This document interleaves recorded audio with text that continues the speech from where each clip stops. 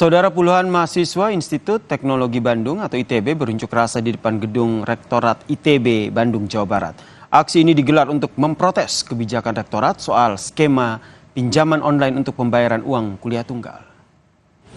Aksi mahasiswa ini diawali dengan melakukan long march dari kampus ITB menuju ke gedung Rektorat. Mahasiswa kemudian berorasi di depan gedung Rektorat memprotes kebijakan Rektorat perihal pembayaran uang kuliah tunggal dengan menggunakan skema pinjaman online.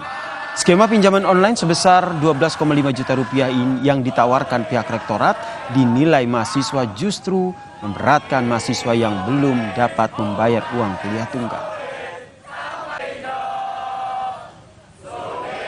Begitu Rektorat juga memberikan solusi berupa pinjaman online yang dirasa memberatkan kepada teman-teman mahasiswa. Mereka diberikan pinjaman 12,5 juta untuk kemudian dapat membayarkan pada rentang waktu 12 bulan. Itu sebesar 15,5 juta rupiah Bapak Ibu sekalian. Yang mana itu berkisar pada kisaran 20%. Ini sangat memberatkan, kami telah mengusahakan ragam advokasi lainnya, namun Bapak Ibu Rektor masih belum mendengar maka dari itu